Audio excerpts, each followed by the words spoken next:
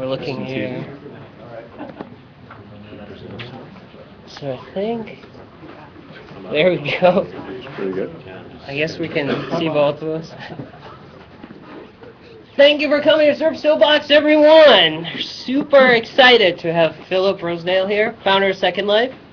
Called him out here because not only did he found Second Life, but he has a lot of startups under his belt, and just wanted to know more about some of the challenges he was facing, some of the problems building Second Life, building some of the startups before, and what he's working on these days, which is pretty exciting. So with that, let's welcome Phil to Zerp Soapbox. We're getting a head start because we're actually streaming it live into virtual worlds. So all over there's in Second Life, there's people that have bought TVs and they're watching this stream live from reality into Second Life in the virtual world. So hey, everybody in Second Life. So that is pretty neat. I haven't been streamed into Second Life in a little while. Yeah. Been a little while. Yeah. So let's start. From the start. You grew up in San Diego. San Diego, I did. And you mostly. You majored computer science. I did. And then what was your first business ever? My first company I started when I was 17, and that company was a database software company. This was before the internet, practically speaking. Yeah. It was in 1986, so now you can figure out my age. The company was I had started doing a little bit of, I was always doing software development since I was a little kid. I got into doing database stuff. I was using Fox Pro, if anybody, I bet nobody here is. Well, there's a few people here old enough to remember Fox Pro, but I was using this database programming language. Before the internet, I was networking PCs together and selling them to businesses. I actually had a system that I built for car dealerships, which strangely I had just sort of encountered randomly through a contact and realized that selling a car is actually really labor intensive. All these forms you have to fill out. So I wrote software that would calculate all the stuff you needed to calculate to sell a car, and then print all the forms actually on an old Okidata dot matrix printer. And that, as simple as that was, it was very valuable because as a car dealership, you saved a huge amount of time and could get people. So you were in college doing this? That was when I was in high school. I started the company in high school, and then I did it all through college. And I was studying physics in college, doing programming, on the side and supporting the customers that I had with this software. And that was before I came to San Francisco and kind of fell in love with and discovered the internet, as we all know it today. So you just ran around kind of knocking on doors, telling car salesmen that you got this cool thing? I did. I definitely would cold call. I'm trying to remember some of the great stories, but yes, I was the kid who would come to your car dealership and literally walk in and say, "Hey, you guys don't have any computers? Would you like me to tell you? I've got this thing and you could use it here." And so you did that. Great way to make money. And then you went over to Real, or was there any startups before then? Well, I wanted to stop and ask because I'm stuck in the room. There's a whole bunch of the internet. Second Life can't see everybody else, but this is how many engineering people doing engineering design? A third. Okay, cool. Yeah. So web product. That's mostly awesome. Kind of wanted to tune. What's interesting to everybody. I went from. I had my little company. Yeah. I came up to San Francisco. I just got lucky, and I happened to move in right next to one of the ISPs that was coming out. This was literally 4 guys that had maybe 3,000 customers that were dial-up internet subscribers. This was in late 94, 1995. And so they gave me what was at that time a 115 kilobaud serial connection to the internet, and I was just completely blown away by what I could do. And so I kind of dropped everything and I started working on basically anything I could think of that would take advantage of this unbelievable concept of basically TCP/IP. That you could send messages, short messages, point to point to all these computers all over the world, and they all spoke the same messaging language. I just was like, what can't you do with that? And so I had always wanted to build a virtual world like Second Life, but I didn't think practically that in 1995 it was remotely feasible in terms of being something that would actually work and a lot of people would use it. And so instead I started working on video compression because I thought that might be something that would be interesting, some way of sending video over the internet. And that was, in that time, there were just a few early experiments around that. In 94 and 95, there were some really early prototypes that people had done to transmit video over IP networks. And so I started working on that problem of how to compress video.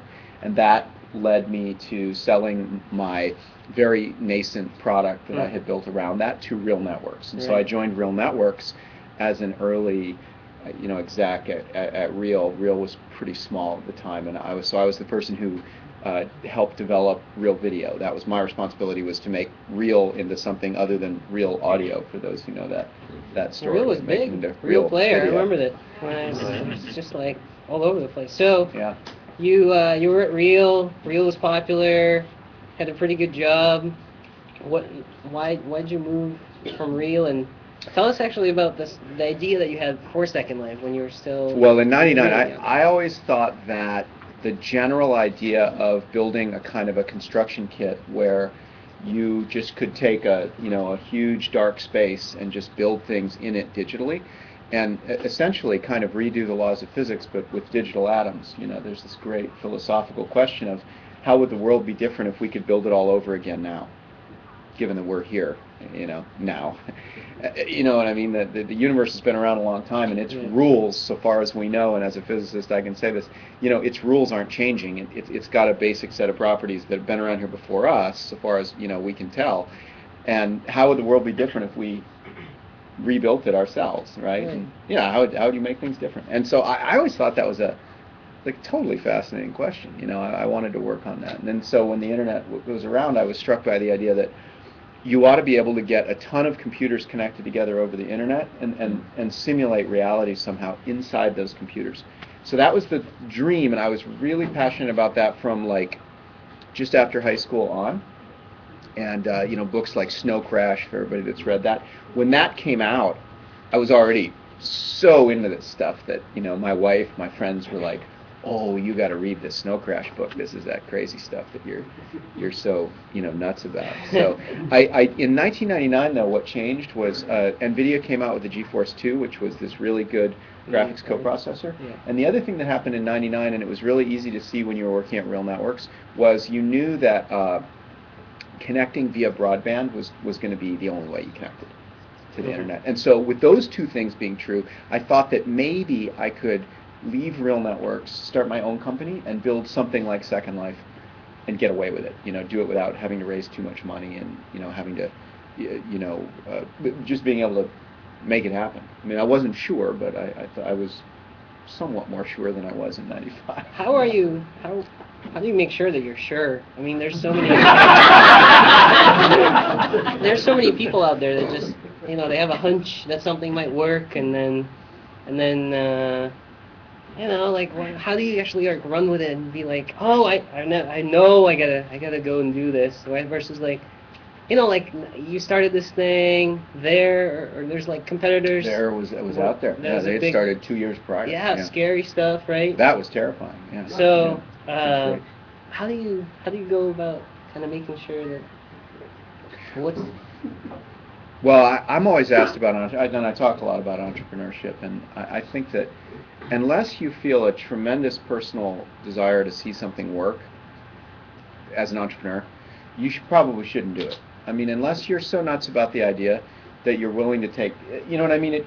I think you should be led by your willingness to lose money or your willingness to take a chance. If you actually feel that way and you're that passionate about a particular idea, you might be the only one, which is really good. I mean, you know what I mean? It might be time to try and build that thing. I know that a lot of entrepreneurs, especially here in Silicon Valley, where I did not grow up, kind of come at this with the idea that that's just what life is here. You're an entrepreneur, right? People are bankers in other cities, and here you're an entrepreneur, and that's like a job. It's not a job though, It's just not a job. I mean, you almost always fail doing it, so it's not a very sensible job. or career. Entrepreneur is not a sensible career. You have to actually be so uniquely compelled by some particular product idea or something, or business strategy or whatever, that you're willing to put yourself out there and take a huge risk in terms of your self-image, your money that you invest in it, and everything else to do it. I think that's really the checkpoint. Actually, I think it's pretty easy. Like if you just use that one rule, people wouldn't do a lot of things, and that would probably be good. They wouldn't do a lot of things that are destined to fail. And I think we talked a little bit in your write-up about this.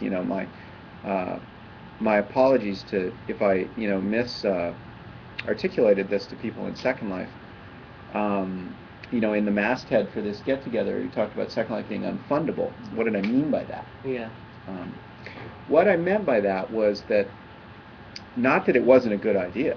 I thought that Second Life, was then, is now, will be in the future one of the most important transformative changes that we make as a human, culture to essentially kind of start digitizing the physical world around us, quite literally. I thought that was a huge idea.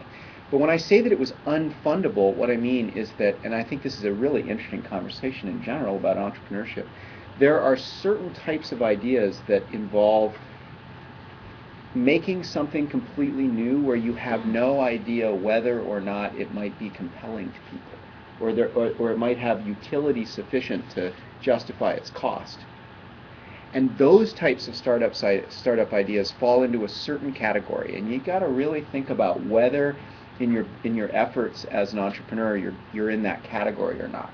And that category is the kind of unfundable category. And what I mean by that is, and there's lots of examples of companies, great companies, not just Second Life, that are like this. I would say even something like Twitter actually would probably be a pretty good example of that, right? Because if you had described Twitter in '99 or something, it's not that it's not that you wouldn't find it intriguing. It's just that it would be rather unfundable in the sense that an investor trying to look at it with the perspective of, well, what practical utility will this serve, or what thing will it replace the telephone?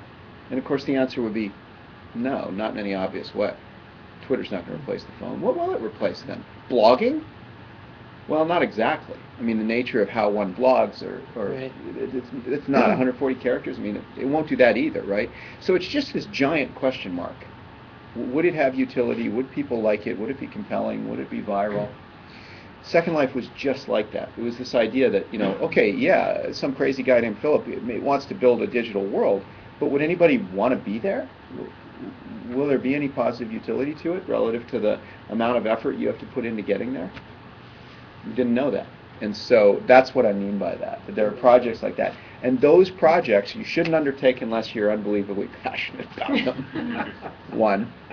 And then two, you should fund them in a very incremental way. I mean, you shouldn't raise a whole ton of money, or you're not going to be able to anyways, but you should approach them in a very gradiated way. And in fact, when we were competing with There.com at Second Life,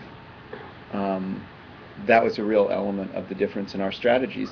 There had also had the good fortune or bad fortune of starting the company at a time when it was much easier to raise money. Mm-hmm. And so they had raised a huge amount of money around the idea, which was, as Second Life shows today, a really big idea.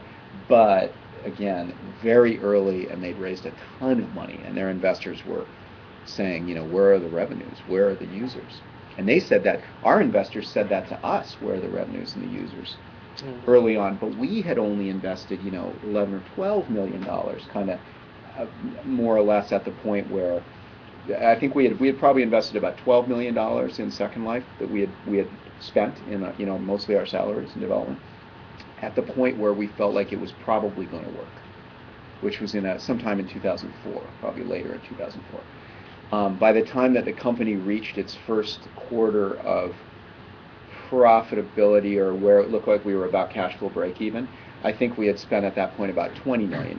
So to give you an idea, I think $20 million is a huge success to have managed to get people to invest in an idea as far out as something like Second Life. It's really hard to quantify. So I feel proud that we as a company were able to actually even raise $20 million. But as you know, many great ideas entrepreneurially today can raise lots